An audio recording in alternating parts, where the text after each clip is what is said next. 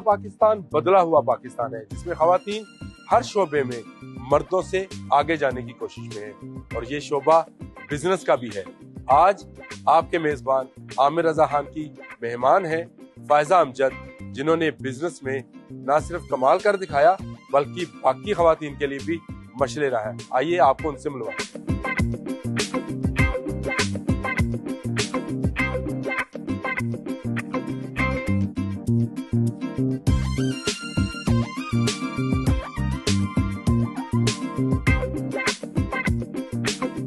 Lahore chamber में super women forum के हवाले से सेमिनार की सदारत की। क्या हाल है? जी बिल्कुल ठीक है। आपका क्या हाल है? आज आपके बारे में लोगों को कुछ बताएं और आपसे मुलाकात करें। नाम तो आपका बहुत सुना। फैजा, मैंने अभी जब बाहर था तो इंट्रो दे रहा था तो मैंने कहा कि खवातीन जो है वो हर शोबे में तो जाती हैं आगे, मतलब कोशिश करती हैं। बिजनेस में बहुत कम खवातीन है जो बहुत ज्यादा बिजनेस माइंडेड हो।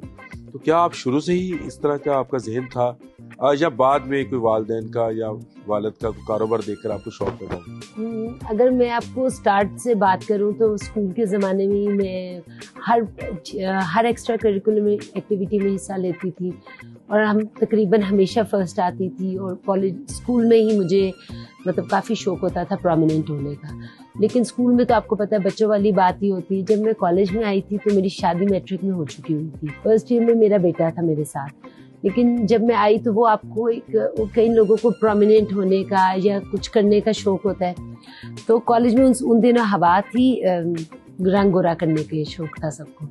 तो सब लोग चार क्रीमें मिक्स करके बनाते थे। अच्छा, मैं भी बनाती थी क्योंकि हमारी बचपन से ही बेस होम्योपैथिक थी खानदान में, हमारे घर में शुरू से चलता आ रहा था। तो मेरा ज़रा दिमाग ज़्यादा काम करता था, होम्योपैथिक की भी दवाई में दे देती थी और दूसरा भी। तो जब मैंने क्रीमें बनानी शुरू की तो कॉलेज में बहुत सारे फेमस हो गई। अच्छा, लोग भी, लड़कियां भी मिक्स करके बनाती थी पर उतना फ़र्क नहीं आता था। जब मैं बना के उन्हें देती थी तो बहुत फ़र्क पड़ता था। तो कॉलेज में ही मैं काफ़ी अमीर होने लग गई थी, तो काफ़ी मैं पैसे बनाती थी। और फिर जितनी एग्जीबिशंस होनी तो उसमें मैंने हिस्सा लेना, नान चने का स्टॉल लगाना। तो जब स्टॉल लगाना तो ना बिकना तो मैं उधर ही पामिस्ट बन जाती थी। मैं कहती थी नहीं, मैं तो पामिस्ट हूँ, मैंने तो कुछ करके पैसे लेके ही घर जाना है। मतलब मेरा होता था कि अब काम स्टार्ट किया है। मैं समझती हूँ कॉलेजेस और स्कूल का बहुत बड़ा रोल होता है कि वो बच्चों में एंटरप्रेन्योरशिप को डेवलप करते हैं। अगर हमें स्कूल में कॉलेज में मौका ना मुझे मिल रहा होता फन फेयर्स में और मीना बाज़ारों में अपने आप को स्टॉल लगाने का, तो शायद मैं आज इधर ना होती। फिर जब मैं कॉलेज से आई तो मेरे पास फार्मूला था। मैंने सोचा कि मैं इसको बड़े लेवल पे बनाती हूँ। एक बचपना भी था, ज़ाहिर है 22 साल का बच्चा ही होता है। तो मैंने शाहलमी में गई, वहाँ पे मैंने अपना फार्मूला दिया कि आप इसको, मुझे क्रीम्स में डिब्बियाँ मैंने ली, ये किया कि आप इनको बना के दें। वो रातों रात ही मैंने देखा कि 4-5 दिनों में हर एक शाहलमी के बंदे के पास में फार्मूला चला गया और वो काफ़ी ज़्यादा जो है लीक कर गया। लेकिन मैंने सोचा कि इतना लीक हो रहा है और मैं वैसे भी कुछ 150-200 वाले काम को मुझे समझ नहीं आती थी कि मैं इतने पैसे इतने थोड़े थोड़े करके जोड़ती हूँ और फिर जाके हज़ारों बनते हैं, तो कोई मज़ा नहीं मुझे आ रहा था। तो मैंने सोचा इसको जो है ना, बस मैंने 50,000 रॉयल्टी में किसी को बेच दिया। मैं नाम नहीं लूँगी, लेकिन किसी को मैंने बेच दिया और इससे मैंने कनारा कशी इख्तियार की। लेकिन वो बहुत फार्मूला फेमस हुआ भी। जितनी भी रंग गोरा करने की क्रीम है वो सब में वही फार्मूला है, बिल्कुल वही फार्मूला चल रहा है। बहरहाल आगे मैं जब आई तो बुटीक में मेरा इंटरेस्ट था। स्कूल कॉलेज में भी मैं जो कपड़े पहन के जाती थी मैं अक्सर बेच आती होती थी कि 2 दफ़ा जो पहना तो लड़कियों को पसंद आना तो मैंने कहना आप मेरे साथ भी कीमत में ले लो। तो जब मेरी अम्मी भी कपड़ों का काम करती थी, ज़रा मैं ज़्यादा शौकीन थी, तो मैं मीडिया में लेकर गई। मैं fashion shows, international fashion shows में लेकर गई। मैंने थोड़ी डिज़ाइनिंग में ही मास्टर्स किया था, MSc टेक्सटाइल में की थी। तो फिर उसमें मैं फ्लरिश करने लगी, बहुत अच्छा काम चल पड़ा। बुटीक में काफ़ी नाम बनने लग गया। मीनाकार के नाम से हम कर रहे थे। मेरी अम्मी की मुझे ये हेल्प थी कि मैं फ्रंटमैन होती थी, मैं अच्छी चीज़ें बेच लेती थी, सेलमैन अच्छी थी, लेकिन काम करने वाली टीम मेरी वो नान चने बेचने की जो है प्रैक्टिस, वो काम आई। बिल्कुल बिल्कुल, मैं समझती हूँ। मुझे ना एक दफ़ा किसी ने बात की और वो मेरे दिमाग में नक्श जैसे हो गई कि एक तो आपकी जो ज़बान है ना, कई लोग तो कूड़ा भी बेच लेते और कईयों का हीरा नहीं बिकता। मिट्टी भी बिकती है। इवन हम गार्डन में जाते हैं तो वो मिट्टी क्या जुबान और उनके अखलाक और उन्होंने ज़रूरत बना ली है अपने आप को।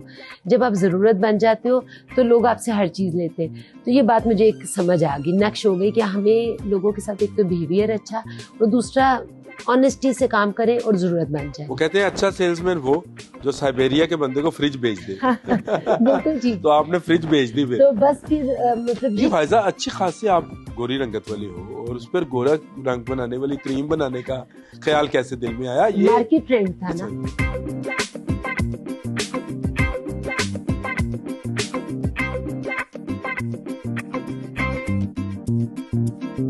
लाहौर चैम्बर ऑफ कॉमर्स से गुलबर्ग में वाक़या अपने ऑफिस की तरफ रवाना हुई।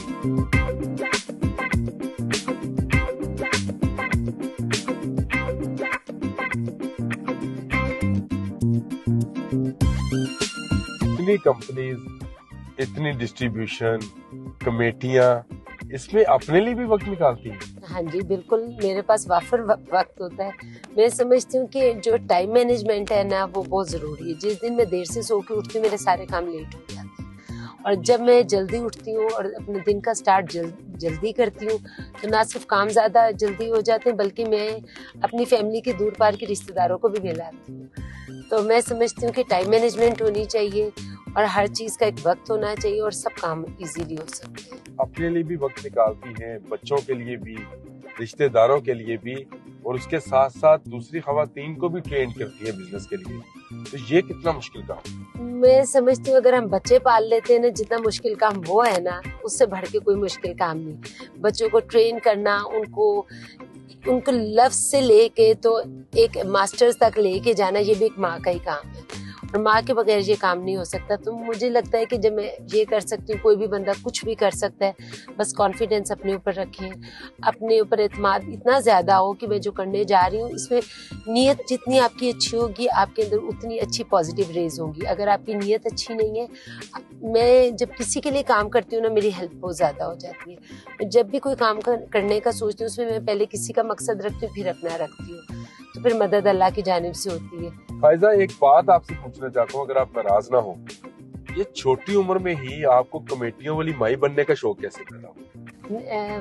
मैं अक्सर लोगों को देखती हूँ उनके बहुत सारे काम फाइनेंसिस की वजह से रुक जाते हैं और कमेटी एक बहुत अच्छा और जायज़ तरीका कार है जिसमें हम एक दूसरे की मदद कर सकते हैं, जो बगैर किसी सूद और बगैर किसी मुनाफे के। मेरी सिर्फ एक शर्त होती है कि खाना खिलाना ज़रूरी है, क्योंकि मेरा ईमान है कि जब मैं कभी भी कोई अहदीस, कोई अल्लाह की किताबें पढ़ती हूँ, ये तो जो सबसे ज़्यादा स्ट्रेस दिया गया है रसूल पाक सल्लल्लाहु अलैहि वसल्लम ने खाना खिलाने पे दिया है, और जो खाना खिलाते हैं ना उसका लंगर कभी नहीं खाली होते। तो मैं समझती हूँ कि जब आप कमेटी ले रहे हैं ना तो खाना खिला दें, उसमें बरकत बढ़ जाएगी। तो ये सिर्फ एक ये मेरी डिमांड होती है और लोगों को बहुत अच्छे तरीके से बाबरकत टाइम के ऊपर पैसे मिल जाते हैं और वो उसके ज़रिए कोई भी कारोबार कर सकते हैं और सूद नहीं देना पड़ता। आपको पता है सूद एक खुद इतनी बड़ी लानत है कि सूद तो उतरने का नाम ही नहीं लेता। तो मैं इस चीज़ के बड़े ख़िलाफ़ थी। वो बस हम 2500 से शुरू हुए थे महीना और अल्हम्दुलिल्लाह करते हुए हम करोड़ों की कमेटी डालते हैं और ये लोगों के बगैर नहीं, लोगों के एतमाद के बगैर मैं ये कुछ नहीं कर सकती थी। तो इसका मतलब है कि मैं भी कमेटी जो है उसमें शामिल हो सकता हूँ, मेंबर बन सकता हूँ आपकी कमेटी? जी बिल्कुल, आप भी मेंबर बन सकते हैं, लेकिन हमारे ये गेट टुगेदर्स में आने के लिए आपको अपनी बेगम को या अपनी बहन को या अपनी अम्मी को भेजना ज़रूरी है, क्योंकि हमारा ताल्लुक, मैं औरतों को एम्पावर करती हूँ, वुमेन को एम्पावरमेंट देती हूँ, उनको जो खाने भी खिलाते हैं उसमें भी कोई प्रोडक्टिव बात करते हैं। तो आदमी तो बथेरे फंक्शंस कर लेते हैं और इधर उधर मिल लेते हैं, औरतों को निकलने का मौका देना चाहिए। तो बिल्कुल आपकी कमेटी डाली जा सकती है अगर आपकी बहन, आपकी बेगम या आपकी अम्मी हमारे साथ कनेक्टेड हो जाए। तो फायदा फिर हमारा चांस तो खत्म, क्योंकि अगर बेगम को ही भेजना है तो फिर मैं तो नहीं डालूंगा कमेटी, बेगम डालते ही डाल लें। आप जरूर डालेंगे जहाँ पे आपको फायदा होगा, जहाँ पे आपके लिए एक सही रकम आपको मिल रही होगी तो आप जरूर डालेंगे, ये भी मैं आपको बता सकती हूँ।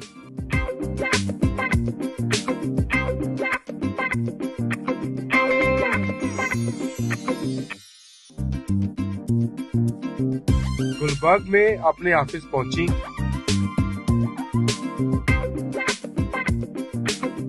आपका ऑफिस आ गया। हाँ जी।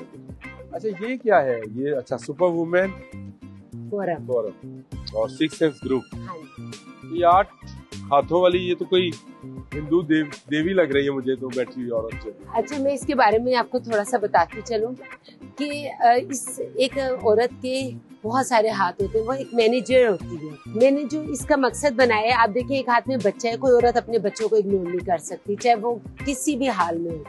आपको घरेलू काम, आपको झाड़ू, आपको चीजें, अपनी एक्सरसाइज, कंप्यूटर, मोबाइल, आपको हर चीज को देखना पड़ता है। तो मैं कहती हूँ, और मैं इस बात पे बहुत फोकस करती हूँ कि कोई औरत आदमियों के खिलाफ खड़ी ना हो। हम बात ये करते हैं कि आदमी आपकी सर की ताज है, आपने उनको बादशाह बनाना है तो आप क्वीन बन सकती है। हम लोगों की हमेशा से इस बात पे स्ट्रेस रहा है कि अपने घर को प्रायोरिटी दो, उसके बाद आप बाहर निकलो जब आपके घर सेटल हो। तो सुपर वुमेन फोरम बनाने का मकसद ये है कि वो खवातीन जो घरों में बैठी हैं और जिनको समझ नहीं आती कि वो क्या करें, अपना टाइम कैसे किल करें, कैसे बाहर निकलें, उसके लिए मैंने सुपर वुमेन फोरम बनाया। हम लोगों को सेमिनार्स कराते हैं, ट्रेनिंग्स करते हैं, हम उन्हें घरों में बैठ के बिजनेस करना सिखाते हैं। अगर कोई औरत घर से बाहर निकलना चाहती है तो हम उसको कोई राह देते हैं, और अगर कुछ औरतें हैं जो कहती हैं हमने काम नहीं करना, हमारी इन्वेस्टमेंट करा दो, तो सिक्स सेंस ग्रुप है, ये हमारे साथ है, सुपर वुमेन के साथ कोलैबोरेटेड है। मैं इनको यहाँ से इन्वेस्टमेंट के ऊपर डिटेल देती हूँ कि किस तरह से मेरे साथ नाजिया होती हैं, और हम लोग इनको एक सही राह लेके चलते हैं कि आपकी इन्वेस्टमेंट किस तरह सेफ हो सकती है और कैसे आप आगे चल सकते हैं। आप बाकी खवातीन को भी सिखाना चाहती हैं? बिल्कुल, आप देखिए कि मेरे साथ बहुत सारे लोग कनेक्टेड हैं, यानी कि अगर ये इन्वेस्टमेंट का है तो कोई लोग ट्रेनिंग्स वाले मेरे साथ कनेक्टेड हैं। बाजू का हम चाहते हैं कि हम सब एक दूसरे को मिलकर सपोर्ट करें, एक दूसरे को लेके आगे चलें और एक दूसरे की सीढ़ियां बने, और हम सब कदम से कदम मिलाएं।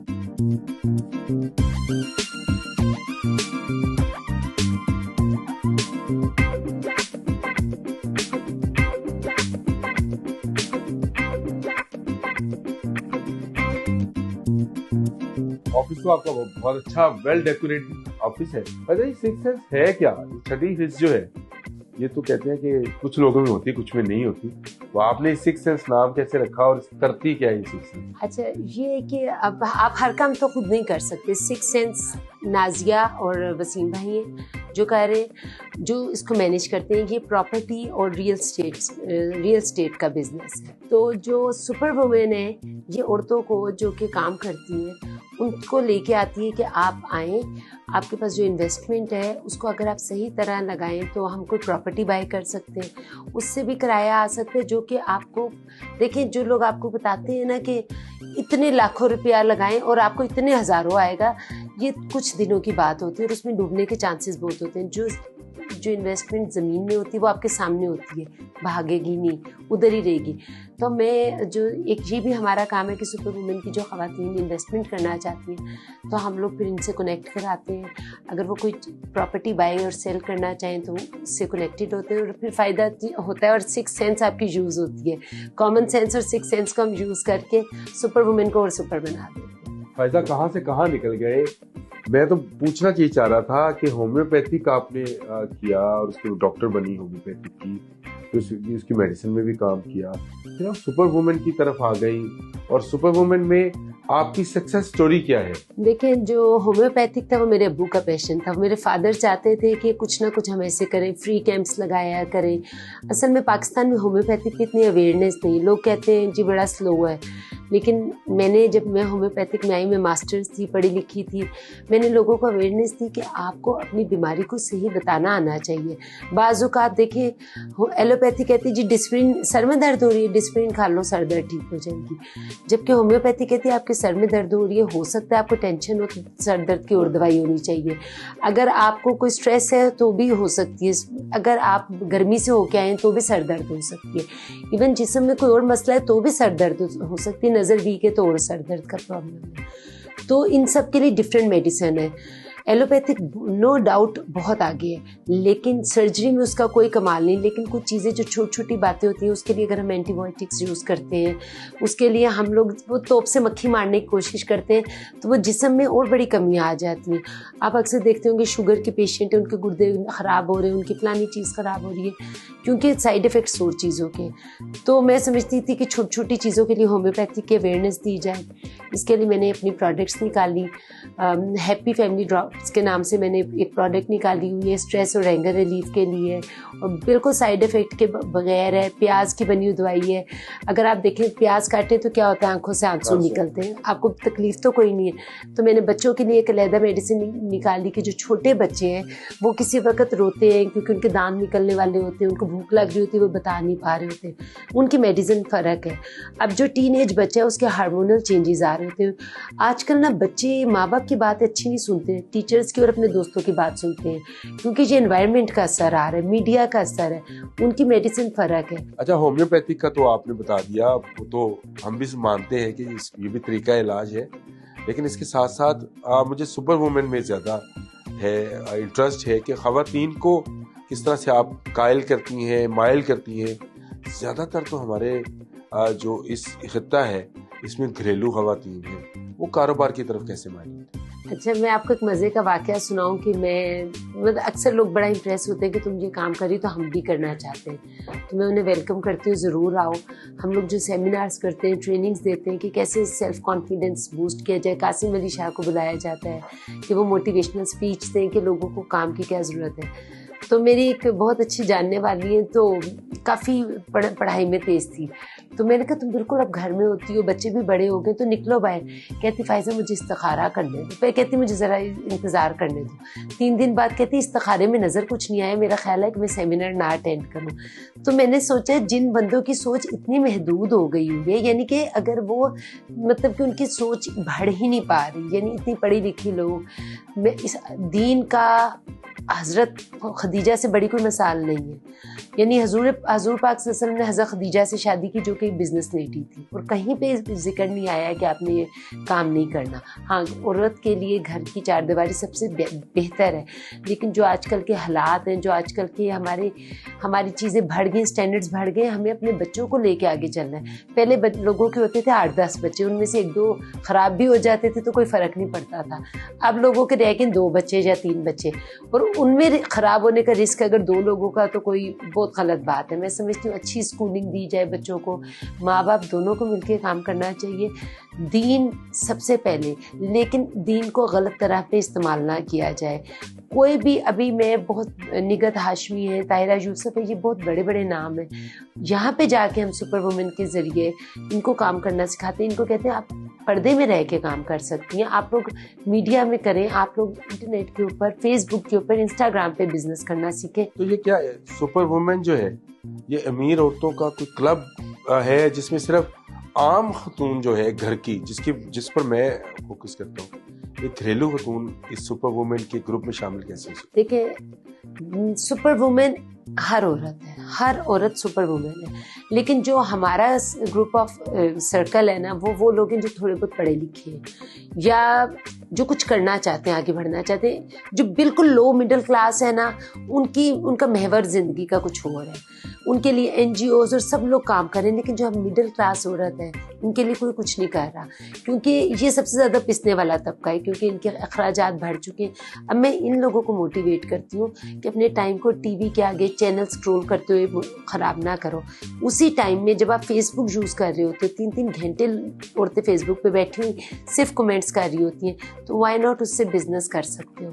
मैं इनको मुख्तलिफ आइडियाज़ देती हूँ, ट्रेनिंग्स लेके देती हूँ। अब इवेंट मैनेजमेंट है, अगर हम अपने बच्चों को इवेंट मैनेजमेंट का कोर्स करें, अपनी बेटियों को खुद करें, तो क्या आपके घर में कोई छोटा मोटा फंक्शन और आपने अच्छी सजावट की हो तो अच्छा नहीं लगेगा? इधर से ही आप बढ़ के आगे निकलेंगे। बहुत सारी औरतें इतना अच्छा खाना पकाती हैं। आजकल हम लोगों ने एक मोटिवेशन दी है लोगों को कि आप वेबसाइट के ऊपर ना अपना खाना पका के, जो बच जाए घर में खाना, समझे आपने 10 लोगों को खाना पकाया, हस्बैंड घर नहीं है, कोई नहीं है, 2 लोगों का खाना बच गया, उसकी तस्वीर खींच के लगा दे कि 50 रुपये में कोई ले जाए, 100 रुपये में ले जाए। यानी जिन लोगों के घर खाना उस दिन नहीं पका, उनके लिए कितनी आसानी है कि उनको एक एरिया के अंदर वो खाना मिल जाएगा। ये भी हमने एक स्कीम चलाई। मैं कहती हूँ कि जो भी एबिलिटी है, कोई ऐसा बंदा नहीं जिसमें एबिलिटी नहीं है, जो एबिलिटी है उसको बाहर लेके आओ। कपड़े अच्छे बना सकते हो, कपड़ों का काम कर लो। मेकअप अच्छे कर सकते हो तो घर में बैठ के फ्रीलांस मेकअप करो। लेकिन मैं एक आम औरत के लिए काम कर रही हूँ। और बात बातें अच्छी कर सकते हो तो मोटिवेशनल स्पीकर बन जाओ। बिल्कुल मोटिवेशनल स्पीकर, लेकिन मुझे लगता है कि सिर्फ बातें नहीं, इम्प्लीमेंटेशन। बातें बड़ी हुकूमतों ने की हैं, बड़ी बातें हुई हैं, मैं प्रैक्टिकल की तरफ लाना चाहती हूँ। मैं लोगों को कहती हूँ कि आप प्रैक्टिकली काम करें। अच्छा, अब जिन लोगों को बातें की है ना, मैं इनको 2 से 3 महीने बातें सुनाती हूँ, फिर इसके बाद मैं कहती हूँ अब आपका प्रैक्टिकल शुरू होने लगा है। कॉलेज में, स्कूलों में भी आप तब पास होते हो जब प्रैक्टिकल का इम्तिहान देते हो, चाहे जैसे भी देते हो, करना पड़ता है प्रैक्टिकल। तो मैं कहती हूँ अब बताओ आपने 3 महीनों में हमसे क्या सीखा, अब आप प्रैक्टिकल आओ। मैं सक्सेस स्टोरीज लोगों की लेके आती हूँ। मैं 10 लोगों को चुन लेती हूँ, 15 को, उनको 6 महीने मॉनिटर करते हैं और वो फिर खुद बताते हैं अल्हम्दुलिल्लाह। आज मुझे मेरी एक लड़की थी और वो इवेंट मैनेजमेंट का काम करती थी, तो मुझे उसने कहा कि फ़ायज़ा अल्हम्दुलिल्लाह सिर्फ 4 महीनों में अब मेरा ये स्टेटस है कि मेरे पास टाइम नहीं, मैंने शेड्यूल बनाया हुआ है काम का। तो मुझे बहुत खुशी हुई क्योंकि वो यूके से आई थी और कुछ नहीं उसको समझ आ रही थी क्या करना है। तो अल्लाह ने उसको कामयाबी दी क्योंकि उसने सुना और मेहनत उसने खुद की है। तो सिर्फ हमें राह दिखानी है। सुपर वुमेन राह दिखाते हैं, सुपर वुमेन आप लोगों को कनेक्टिविटी देता है।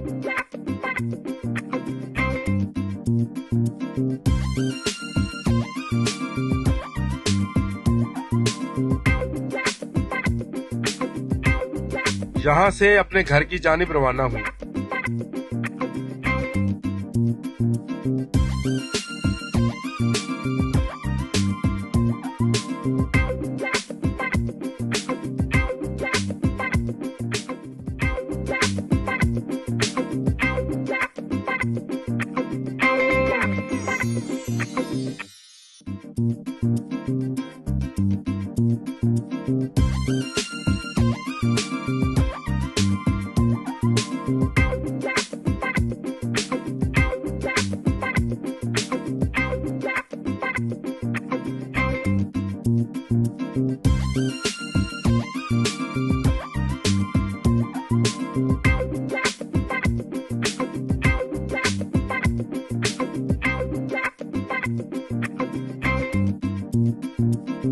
अब हम ये मेरे ख्याल है आपका वो कारखाना है जहाँ पे आप लेडीज के लिए कढ़ाई वाले अच्छे वाले सूट बनाती है। जी बिल्कुल, ये हमारी स्पेशलिटी ब्राइडल भी है, पार्टी वेयर भी, और हमारे मेहंदी के जोड़े बहुत हिट होते हैं। यानी कि बड़े हम फख्र से कह सकते हैं कि लाहौर में मेहंदी के जोड़े हमसे अच्छे कोई नहीं बनाता। और आप देख सकते हैं हम बहुत कलर्स का इस्तेमाल करते हैं। कई दफ़ा लोग इतने कलर्स को नहीं यूज़ करते, लेकिन हमें कलरफुल चीज़ें, एक अपनी सोर्स ऑफ इंस्पिरेशन हमारी कलर्स है। तो हम अच्छे कलर्स यूज़ करते हैं जिनसे लोग देखकर भी अच्छा लगे और काम ज़्यादा उठे। तो हमारी टीम बहुत अच्छी है, बहुत अच्छा काम करती है। और बुटीक पे भी जाते हैं कि ये सिर्फ यहीं पे आप लोग इसको सेल करते हैं? नहीं, ऑर्डर पर काम हमारा कस्टमाइज्ड होता है, ऑर्डर के ऊपर काम होता है। इसके अलावा ये कि कुछ चीज़ें ऐसी होती हैं जो हम बना लेते हैं और उनको वैसे भी सेल किया जाता है, लेकिन ज़्यादातर काम मेड टू ऑर्डर है।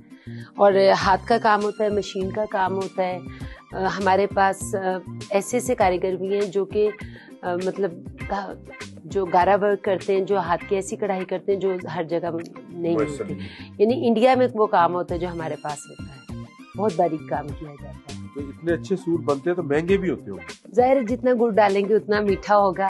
तो अब जो हम लोग मटेरियल यूज करते हैं वो प्योर का है। अब सबको पता है कि महंगाई का ये इस सूट का बताइए, इसमें कितना गुड़ डाला है? गुड़, अब देखिए जब कोई आता है लेने, वो कहता है कि जी हमारी कॉस्ट को ज़रा कम करें, पीछे से काम कम कर दें, तो ऑब्वियसली वो हाफ हो जाती है प्राइस। तो किसी भी चीज़ का एस्टिमेट हम तो कस्टमर के मुताबिक बात करते हैं कि उनकी डिमांड क्या है, वो किस तरह चाह रहे हैं, और हम उनके बजट पे कैसे। ये तो हाथ से काम कर रहे हैं जी बिल्कुल, कारीगर कर रहे हैं। तो मशीन पे कहाँ काम? आइए मैं आपको ले चलती हूँ मशीन के काम पे।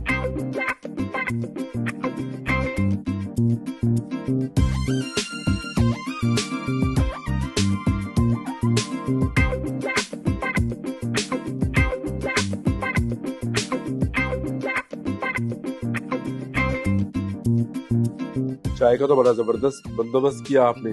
खाने पीने की भी शौकीन है या सिर्फ खिलाने की शौकीन? हम लोग तो कश्मीरी हैं और कश्मीरियों का काम ही खाना है। तो हमारे तो लोग मेहमान आते हैं तो वो हंसते होते हैं कि आप सुबह खाने की बातें शुरू करते हैं और रात तक खाने की हम बातें सुन रहे होते हैं। तो माशाल्लाह पूरा कश्मीरियों वाला हमारे घर में कोई भी ऐसा नहीं है जो कमजोर हो, सभी सेहतमंद है। खाना बनाना आता है? हाँ जी, बहुत अच्छा। सबसे अच्छा क्या बना? बस खाने का मुझे बहुत शौक है और पकाने का भी बहुत शौक है। बच्चों के लिए जो उनको पसंद आता है यूट्यूब से देख के भी बना लेती हूँ। और आज से 15-20 साल पहले KFC और ये चीज़ों का शौक चढ़ा था, सब कुछ ही बना लेते हैं। चाइनीज़ और कॉन्टिनेंटल ज़्यादा मेरा अच्छा बनता है। आप बिजनेस वूमेन हैं, सिर्फ बिजनेस वूमेन नहीं है बल्कि आप लोगों को भी तैयार करती हैं। कुछ बताएंगी कि मौजूदा हालात में बिजनेस जो है वो आसान काम है या मुश्किल है? मैं समझती हूँ आसानी और मुश्किल की बात नहीं करनी चाहिए। कोई काम दुनिया में आसान नहीं है। क्लास 1 में जब बच्चे को दाखिल करते हैं ना तो मुश्किल लग रहा होता है, इसको पेंसिल पहले पकड़ानी है। प्रेप में पेंसिल पकड़ाना बच्चे को मुश्किल लग रहा होता है। फिर एक वक्त आता है वो लिखना शुरू करता है, उसको आगे लेके चलना। दुनिया का कोई काम भी मुश्किल नहीं है और कोई काम भी आसान नहीं है। ये जब तक हम इस पेज को फाड़ेंगे नहीं ना, हम आगे नहीं बढ़ेंगे। बस करना है तो करना है। मेरा तो बिलीव है कि जब जंप मार लिया ना तब तैर के ही निकलना है। तो बस मैंने कभी ये बातें नहीं सोची हैं। मैं समझती हूँ बिजनेस करना है, आपके पास मोटिवेशन होनी चाहिए, आपके पास कोई स्पार्क होना चाहिए। जिस बंदे में करंट नहीं है ना उसको काम नहीं करना है। तो नए पाकिस्तान में क्या बिजनेस चल रहा है या रुक गया, क्या समझती हैं? अब नए पाकिस्तान के हालात आपके सामने हैं। बहुत बिजनेसमैन हैं जो कि इस वक्त अच्छा महसूस नहीं कर रहे, उनके काम हर्डल्स हुए हुए हैं, टैक्सेस के इश्यूज बने हुए हैं, हमारे भी कुछ काम रुके हुए हैं। लेकिन इसका मतलब ये नहीं कि हम भी रुक जाएं। हम लोग फिर कोई और रास्ता निकालते हैं, किसी और काम की तरफ तवज्जो करते हैं। मुझे बचपन में मैंने एक कहानी सुनी थी कि अपने सारे अंडे जो है ना एक बास्केट में नहीं डालने चाहिए। यानी आप एक ही काम के ऊपर अगर रहोगे ना तो अगर वो बंद हुआ तो आप बिल्कुल कोलैप्स कर जाओगे।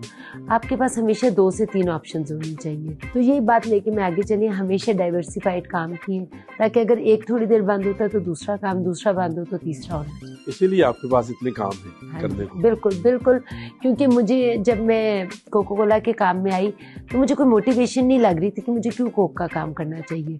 तो उन्हीं में से किसी ने मुझे समझाया कि आप लहंगे बनाते हैं, आप लोग ब्राइडल बनाते हैं, तो वो काम सर्दियों में बहुत चलता है, तो गर्मियों में आपकी कोक चलेगी। मैंने कहा वाकई ये बात तो ठीक है कि पीने का जो ठंडी बोतल और ये सब कुछ गर्मियों में बहुत ज़्यादा इन हो जाता है और सर्दियों में कपड़ों का काम बहुत इन होता है। तो यही सोच के मैं फिर आगे चल पड़ी। फैशन काउंसिल की चेयरपर्सन भी है, इस हवाले से बताइए फैशन कहते किसे? देखिए मेरे नज़दीक तो फैशन एक खूबसूरत लगना है। अगर आप ये समझें कि बेहयाई या आप दुपट्टे उतार देंगे या स्लीवलेस, हर एक अपना सर्कल और अपना एक, किसी को कवा चला हंस की चाल अपनी चाल भी भूल गया। आपको खूबसूरत लगना है, असल मकसद ये होना चाहिए। अगर आपका मकसद इससे हट के हो जाता है तो वो बेहयाई में आ जाता है। हम लोग, मैं बिल्कुल कंजर्वेटिव नहीं हूँ। आपने देखा मैं दुनिया जहान के काम करती हूँ, पूरी दुनिया में अकेले ट्रैवल करती हूँ, लेकिन कभी हमने अपनी जो एक दुपट्टा है जो हमारी माशरती इक़दार है उसको कभी नहीं मैंने छोड़ा। वो इसलिए क्योंकि जो कुछ मैं करूँगी मेरे बच्चे और मेरे आगे आने वाली नस्ल उससे बढ़ के करेंगे। तो हमें ये बावर कराना है कि ये फैशन बिल्कुल है लेकिन अपनी लिमिट्स और अपने दीन के अंदर रह के करना चाहिए। दूसरा ये कि खूबसूरती है फैशन। तीसरा कैरी करना है फैशन। बाज़ औक़ात वही कपड़ा एक बंदे को अच्छा नहीं लग रहा तो वही कपड़ा दूसरा बंदे अच्छा, आपने उसको मैच सही किया हुआ है, आपने उसके साथ ज्वेलरी अच्छी पहनी है, मेकअप अच्छा किया हुआ है, यानी ओवरऑल आपका इम्प्रेशन अच्छा आना चाहिए। और फैशन काउंसिल के लिए भी मैं बहुत काम करती हूँ। मैंने जितने लाहौर में डिज़ाइनर्स हैं उन सबको एक प्लेटफॉर्म पे लेके आई हूँ। और मैं चाहती हूँ कि हमें भी बहुत मसाइल है, लोग कस्टमर्स के मसाइल करते हैं जी चीज़ें बहुत महंगी होगी फलाना, लेकिन आप ये देखें कि डिज़ाइनर्स को भी बहुत मसाइल है कि उनके कॉपीराइट्स चोरी होते हैं। ये छोटी छोटी दुकानों वाले उनकी रेप्लिकाज ऐसे बनाते हैं कि वो मतलब पकड़े नहीं जाते और इसको कोई पकड़ नहीं सकता। फिर दूसरा आपके जो क्लाइंट है वो आपकी चीज़ें चोरी करके ले जाते हैं। आपके अपने बड़े मसाइल हैं, तो इसका भी प्लेटफॉर्म है। और इनकी जो एग्जीबिशंस और फैशन शोज़ कराते हैं उस पर भी मैं तवज्जो करती हूँ। तो ये फैशन इंडस्ट्री जो है ये तो बहुत तेज़ी से ग्रूम कर रही है। उसमें आपने मसाइल की तो निशानदेही कर दी कि उनके रेप्लिका बन जाते हैं, लेकिन इस इंडस्ट्री में अगर आप आम आदमी के लिए चीज़ नहीं बनाएंगे, महंगी चीज़ें बनाएंगे, तो वो कैसे अफोर्ड करेगा और ये इंडस्ट्री मज़ीद ग्रो कैसे करेगी? अभी तो सिर्फ चंद अमीर लोगों के अंदर ये मौजूद है। अच्छा, वैसे मैं आपको एक बात बताऊं कि जब हम लोग छोटे थे या हमारे पेरेंट्स के वक़्त में फ़ैशन चंद लोगों में होता था। अब हर कोई फ़ैशन करता है क्योंकि अब हर चीज़ का तोड़ आ गया। पहले एक मखसूस तबका प्योर पहन सकता था, एक मखसूस तबका था जो कि महंगी चीज़ पहनता था, और आम लोगों को फैशन की सेंस बिल्कुल नहीं थी। अब टाइम बहुत चेंज हो गया, मीडिया इतना फास्ट हो गया है कि जो फैशन पेरिस में आज निकल रहा है वो चंद घंटों में पाकिस्तान के देहात में भी लड़की को पता है कि ये क्या चल रहा है। वो अपने तय चाहे उसको कम लेवल पे करे या हाई लेवल पे करे, लेकिन वो जानती है कि शॉर्ट शर्ट आ चुकी है। ये बात आप ना करें कि महंगी चीज़ होगी या सस्ती, ये आपका सर्कल है कि आप किस सर्कल में मूव करते हो। अच्छा फैज़ा, सियासत में दिलचस्पी है? बिल्कुल नहीं, मुझे सियासत बिल्कुल नहीं पसंद, और मैं खुद भी गैर सियासी हूँ। मुझे हमेशा सीधे बात करने वाले और सीधे लोग पसंद है, और सियासत में बहुत लोच है। तो आपको लगता है कि सियासत कोई जलेबी है जो टेढ़ी मेढ़ी है यहाँ बनी? जी बिल्कुल, मुझे लगता है लोग वक्त के साथ बदलते हैं, उनके अल्फाज, उनकी चीज़ें बदल जाती हैं, तो मैं बिल्कुल सियासत से दूर रहती हूँ और मुझे ये बात बिल्कुल भी नहीं पसंद। तो वुमेन चैम्बर ऑफ कॉमर्स में कोई सियासत नहीं है इसका मतलब? नहीं, अल्हम्दुलिल्लाह कोई ऐसी सियासत चैम्बर में इस तरह से नहीं है। ये लोग डिसाइड करते हैं कि एक दफ़ा ये ग्रुप आएगा, एक दफ़ा ये। मैं वुमेन चैम्बर ऑफ कॉमर्स की अभी पिछले महीने तक सदर रही हूँ, और मुझे कोई ऐसा मसला नहीं पेश है। जो कुछ मैं करना चाहती थी हमेशा मुझे मौका मिला। अब मैं लाहौर चैम्बर की स्टैंडिंग कमेटीज़ ले रही हूँ और जो कुछ कर रही हूँ, तो मेरी यही शर्त होती है कि मुझे रोका ना किसी बात से जाए, मुझे ऑल इन ऑल रखा जाए, तो कभी कोई मसला नहीं है। जब ऐसा सुपर वुमेन आपका प्रोजेक्ट है, जो हमने सुना भी देखा भी किस तरह से आप लोग काम करते हैं, सिर्फ ये बताइए कि आप हुकूमत से क्या चाहते हैं कि ख़वातीन की एम्पावरमेंट के लिए वो क्या काम करे जो आप निशानदेही करें, और हुकूमत करे तो ख़वातीन जो है वो ज़्यादा अच्छे तरीके से ग्रो कर सकें। जो हुकूमत का काम है ना, वो ये मैं चाहती हूँ कि जो ख़वातीन है ना, उनको आदमियों से थोड़ी सी ज़्यादा मुराद दी जाए। देखिए, एक औरत पहले ही बहुत मुश्किल से बाहर निकलती है, बड़ा हौसला करती है। आपको मैं बताऊं, मैं सुबह राउंड द क्लॉक सुबह 7 बजे से रात तक मुझे ये होता है कि घर का काम भी होना चाहिए, खाना भी पकना चाहिए, बच्चों की चीज़ें रेडी हो, बच्चे अपनी कॉलेज स्कूल में सही तरह से गए हो, क्योंकि एक औरत बहुत ज़्यादा काम कर रही होती है। आदमी ने सिर्फ कमा के ला के देना। अब जब औरत इतने कामों को मैनेज करके जब निकली है और उसको उसी लाइन में खड़ा कर दिया जाता है जहाँ पे बाकी आदमी होते हैं, तो ये कुछ ज्यादती है। अब एक्सपोर्ट के ऊपर हुकूमत बहुत ज़्यादा आवाज़ दे रही है कि आप जी एक्सपोर्ट बढ़ाएं, हम आपके साथ हैं। बहुत सारी मैं ख़वातीन को जानती हूँ जो 2 नंबर तरीके से अपने कपड़े बाहर पहुँचाती हैं, क्योंकि वो डरती है कि एक्सपोर्ट में वो कहीं फंस ना जाएं, कोई टैक्सेस में ना आ जाएं। हम चाहते हैं कि हम एक्सपोर्ट में एक प्रॉपर तरीके से हुकूमत के लेवल पे जाके काम करें, तो इसमें हुकूमत को हमारा साथ देना चाहिए। वो थोड़ी सी मुराद दें, वो कहें कि जो औरतें काम करेंगी उनको इतने % ज़्यादा डिस्काउंट दिया जाएगा। जो ख़वातीन अभी घरों में ये प्रोग्राम देख रही होंगी, उनके लिए क्या सजेस्ट करेंगी, किस तरह से वो बिजनेस में आ सकती हैं और किस तरह से खुद को वो खुद मुख्तार बना सकती हैं? मेरा तो ज़िंदगी में हमेशा टाइम के ऊपर मैं चली हूँ।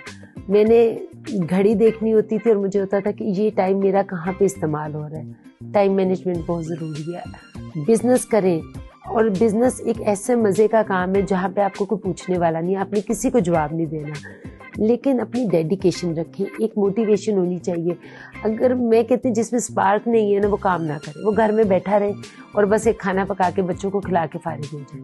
और मैं आपको ये भी बात शर्तिया बताऊँ, हमने सर्वे किया, जो औरतें काम करती हैं उनके बच्चे ज़्यादा रिस्पॉन्सिबल, ज़्यादा सिस्टमेटिक और पढ़ाई में ज़्यादा अच्छे होते हैं, क्योंकि वो अपने माँ बाप को जब देखते हैं कि वो किस सिस्टम से चल रहे हैं, तो अपने घरों में सिस्टम लेके आएँ, सिस्टम के बगैर काम ना करें, बिजनेस करें, एक टाइम दें, और अपनी ज़ात को भी ज़रूर टाइम देना चाहिए। और अपने गिरदो नवाह में जो आपके लोग हैं, और सबसे बड़ी स्टे कनेक्टेड, लोगों के साथ कनेक्टेड रहा करें। अगर आप कनेक्टेड नहीं रहते, लोग आपको भूल जाते हैं, किस्सा माजी हो जाते हैं, लोग 2 महीने बाद आपका नाम भूल जाते हैं। याद रखवाया करें, किसी न किसी तरह कुछ उनसे कनेक्टेड रहा कर। फैज़ा, बहुत मज़ा आया आज आपके साथ, सारा दिन गुजरा, और बहुत दिलचस्प बातें जो हैं हमें ख़वातीन के बारे में और उनकी जो उनमें सलाहियत है कारोबार करने की, क्योंकि आज से पहले हम भी समझते थे कि सिर्फ मर्दों में ज़्यादा सलाहियत है, लेकिन औरतों में बहुत सलाहियतें हैं, और अगर औरतें काम करें तो मेरे ख्याल है माशरा ज़्यादा तेज़ी से तरक्की करेगा। आज के प्रोग्राम में अब तक के लिए इतना ही। अल्लाह हाफ़िज़।